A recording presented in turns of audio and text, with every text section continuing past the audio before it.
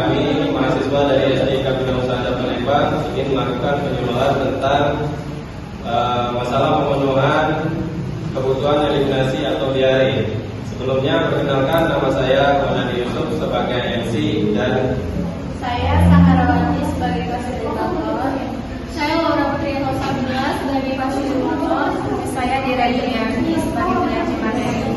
Saya Novita Azhara sebagai notulen. Saya juga sebagai dokumentasi. Saya Dira Andriani sebagai fasilitator. Selamat pagi kakek-kakek dan nenek-nenek. Di sini kami akan melakukan penyuluhan tentang pemenuhan kebutuhan dengan masalah eliminasi atau diare. Nah, untuk mempersingkat waktu, kami langsung serahkan kepada leader. Bismillah, terima kasih kepada moderator. Selamat pagi kakek-kakek, nenek-nenek. Bagaimana kabarnya hari ini?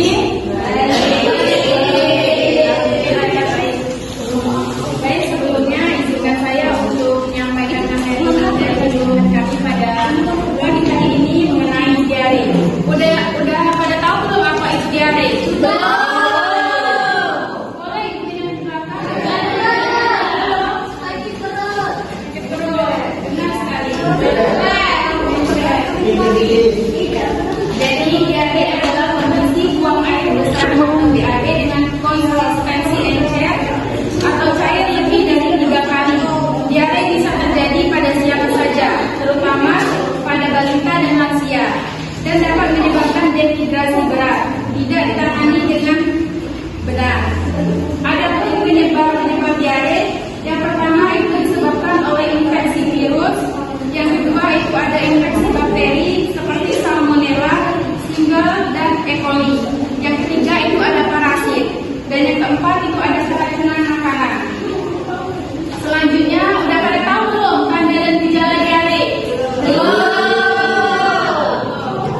Nah, di sini ada beberapa tanda dan gejala diare. Yang pertama itu ada BAD, encer yang sering.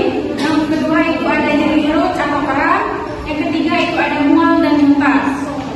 Cara penanganan awal yang bisa dilakukan di rumah, yang pertama itu berikan cairan oralis sesering mungkin. Yang kedua itu minum air matang. Yang ketiga itu makan makanan, hindari makanan yang berminyak dan pedas. Yang terakhir itu jaga kebersihan tangan saat makan.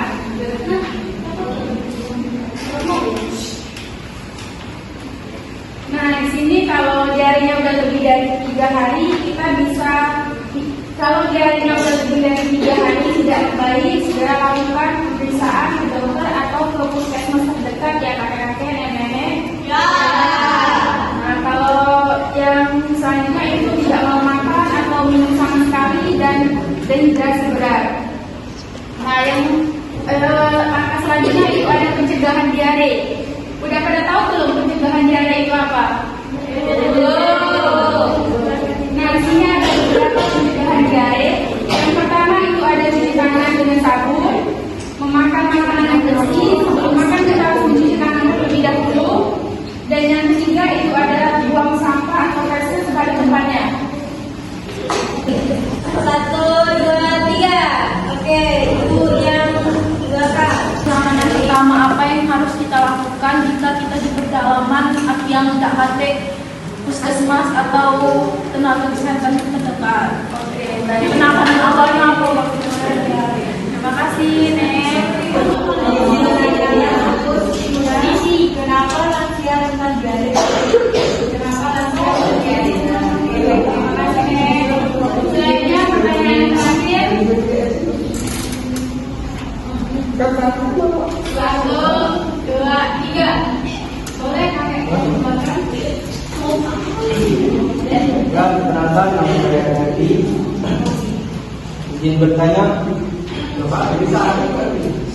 bagaimana cara mencegah dehidrasi akibat diare? Baik, terima kasih, Kek. jawab oleh teman saya. Pertanyaan dari Nenek Ani, kenapa lansia rentan terkena diare? Lansia terkena diare itu ada beberapa hal. Yang pertama itu karena daya tahan tubuh sudah menurun.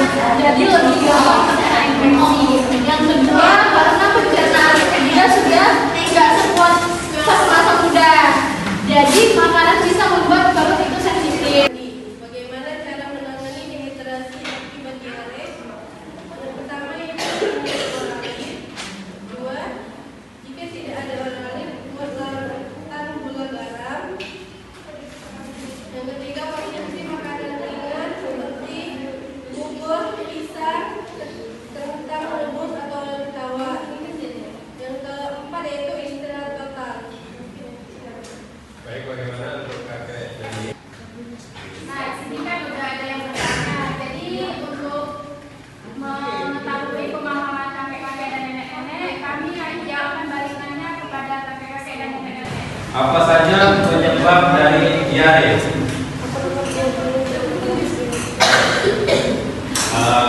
Kepada ibu yang hebat.